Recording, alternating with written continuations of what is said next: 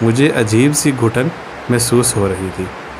گھر آ کر میں نے وہ کپڑے سائڈ پر رکھ دیے۔ اماں سے باتیں کرتے کرتے رات ہو گئی، پتہ ہی نہ چلا کہ کب سو گئی۔ صبح شادیہ میرے کمرے میں آئی تو وہ ہر اتوار کو ہمارے کپڑے دھوتی تھی۔ میں نے اسے وہ شاپر پکڑایا، اس نے پاجامہ نکال کر دیکھا تو بولی، اس میں تو اتنے بڑے بڑے سوراخ ہو گئے ہیں، یہ میں دھو کر کیا کروں گی؟ اس کی بات پر میں نے پاجامہ دیکھا تو اس میں واقعی جگہ جگہ سوراخ تھے، اور سوراخ بھی ایسے جیسے کہ خود کینچی سے کاٹے گئے ہوں، بلکہ ان میں برابر برابر وقفہ بھی تھا۔ مطلب یہ کہ کسی جانور یا چوہے کے کاٹنے کی نہیں تھے۔ مجھے بہت حیرت ہوئی، اتنا ماہر درزی اتنی بڑی غلطی کیسے کر سکتا ہے؟ خیر اب تو مجھے دکان پر جانے کا ایک اور بہانہ مل گیا تھا۔ اس دن میں نے سوچا کہ میں دکان میں جا کر درزی سے اس بارے میں پوچھوں گی۔ پھر سوچا یوں تو اسے بھی معلوم ہو جائے گا کہ میں اسے ملنے کے بہانے ڈھونڈتی ہوں۔ ایسا کرتی ہوں، کوئی نیا جوڑا خریدتی ہوں، پھر وہ سلوانے کے لیے اس کی دکان پر جاؤں گی۔ اسی بہانے اسے دیکھ بھی آؤں گی کہ آخر وہ مجھے دیکھتا کیوں نہیں۔ میں نے اسی وجہ سے دکان سے جا کر نئے جوڑے لیے اور بنوانے کی غرض سے درزی کی دکان میں چلی گئی۔ وسیم آج بھی اسی طرح نظریں جھکائے بیٹھا تھا۔ میں نے کاؤنٹر پر کپڑے رکھے، اس نے بنا مجھے دیکھے کپڑے سائڈ پر رکھ دیے۔ میں نے کہا، تم یوں میرے کپڑے سلائی نہیں کر سکتے، اس کے لیے میں تمہیں کچھ بتانا چاہتی ہوں۔ اس نے کہا، آپ مجھے بتائیے، میں سن رہا ہوں۔ میں چاہتی تھی کہ وہ مجھے دیکھ کر بات کرے، مگر وہ یوں نظریں جھکائے کھڑا تھا جیسے وہ میری دل سے عزت کرتا ہو۔ اس کے اس رویے پر مجھے حیرت بھی ہوئی اور دلچسپی بھی۔ رفتہ رفتہ وسیم کے لیے میری پسندیدگی بڑھتی گئی۔ اب میں اکثر اس کی دکان کے چکر لگانے لگی۔ حالانکہ میرا سوٹ 5 دن کے بعد تیار ہونا تھا، مگر میں وہ 2 دن بعد ہی آ گئی۔ وسیم کو بھی شاید اندازہ ہو گیا تھا کہ میں اسے پسند کرنے لگی ہوں۔ میں نے اپنے ماں باپ کو اس کے بارے میں کچھ نہیں بتایا تھا، مگر سچ تو یہ ہے کہ میں اب اسے جیون ساتھی کے روپ میں دیکھنا چاہتی تھی۔ گھر میں کسی کو بتانے کی بجائے میں نے سب سے پہلے اپنی سہیلی کائرہ کو بتایا۔ کائرہ میری بہت اچھی دوست تھی۔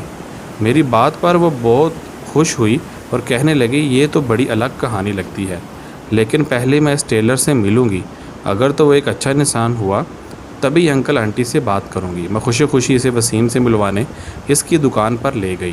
اسے دیکھتے ہی کائرہ کا دماغ گھوم گیا، واپس گاڑی میں آ کر بیٹھ گئی، مجھے اچھی خاصی سنا دی اور بولی، یہ نہ تو عقل کا نہ شکل، میں تو سمجھی تھی بڑا خوب روح ہوگا، مگر اس کا نہ قادر نہ کاٹھ نہ صحت ہے۔ تمہیں آخر اس میں ایسا نظر کیا آ گیا؟ بس اس لیے کہ یہ نظریں جھکائے رہتا ہے؟ کیا تم اس بات سے شادی کر لو گی؟ کائرہ کی مجھے باتیں بہت بری لگی۔ میں نے اسے کہا، تو کچھ نہیں، مگر اس نے میری محبت کو یوں دھتکارا، وہ مجھے اچھا نہیں لگا۔ میں نے دل میں سوچ لی کہ اب وسیم سے ہی شادی کروں گی، چاہے اس کے لیے مجھے پوری دنیا کی مخالفت کیوں نہ مول لینی پڑ جائے۔ ماں باپ سے بات کرنے سے پہلے میں نے وسیم سے کہا، میں تم سے ملنا چاہتی ہوں۔ اس نے سادگی سے جواب دیا، باجی آپ روزانہ ہی دکان میں آ جاتی ہیں، پھر ملنے کی کیا ضرورت ہے؟ میں نے اسے ڈانٹ دیا، مجھے باجی مت کہو، اور دوسری بات یہ کہ میں اس دکان میں نہیں، تم سے باہر ملنا چاہتی ہوں۔ خیر مختصر یہ کہ وہ ایک ہوٹل میں مجھ سے ملنے پر راضی ہو گیا۔ شام کو مقررہ وقت پر ہم دونوں پہنچ گئے۔ وسیم بہت خوبصورت لگ رہا تھا، میں اس کے ساتھ ٹیبل پر بیٹھی تھی۔ ہر کوئی ہمیں غور سے دیکھ رہا تھا، جیسے لوگ ہماری جوڑی میں بہت دلچسپی رکھتے ہوں۔ میں بھی وسیم کو دیکھ دیکھ کر صدقے واری جاتی، اور وہ اس ماحول میں آ کر کافی حیران اور خوش ہو رہا تھا۔ کھانے کا بل میں نے ادا کیا۔ کھانا کھانے کے بعد میں نے وسیم سے کہا کہ میں تم سے شادی کرنا چاہتی ہوں۔ میرے دل میں کوئی اور بات نہیں سوائے اس کے کہ میں تم سے بے پناہ محبت کرنے لگی ہوں۔ میری بات سن کر وسیم کی باتیں کھل گئیں۔ اسے تو میری بات پہ یقین نہیں آیا، بولا، کہیں میں خواب تو نہیں دیکھ رہا؟ میں نے چٹکی کاٹی اور کہا کہ تم حقیقت میں ایک حسین لڑکی کے میاں بننے والے ہو۔ اس بات پر وہ بھی ہنسنے لگا۔ یوں میں نے اسے شادی کی بات کر لی، مگر اب مسئلہ میرے گھر والوں کا تھا۔ بھلا وہ مجھ سے کروڑوں کی جائیداد والی لڑکی کو ایک درزی کے ساتھ کیوں بیاہ دیں گے؟ میں بھی یہ بات اپنے ماں باپ سے کرنے کا فی الحال سوچ بھی نہ سکتی تھی۔ میں نے سوچا کہ پہلے اماں کو اعتماد میں لوں گی، جب وہ میری بات کو سمجھ جائیں گی تو خود ہی ابا کو بتا دوں گی۔ ان دونوں میں نے پریشان رہنے کا ناٹک کر دیا۔ میں ہر وقت بکھرے بکھرے بالوں اور بے تکی باتوں کی وجہ سے اماں کی توجہ کا مرکز بن گئی تھی۔ مجھے پیسے دیتی، کہتی جاؤ شاپنگ جا کر آؤ، مگر میں تو کچھ اور ہی کرنا چاہتی تھی۔ ایک دن اماں نے اپنی گود میں میرا سر رکھ کر پوچھا، بیٹی تم کیوں پریشان ہو؟ لگتا ہے تمہیں کوئی اندرونی پریشانی ہے۔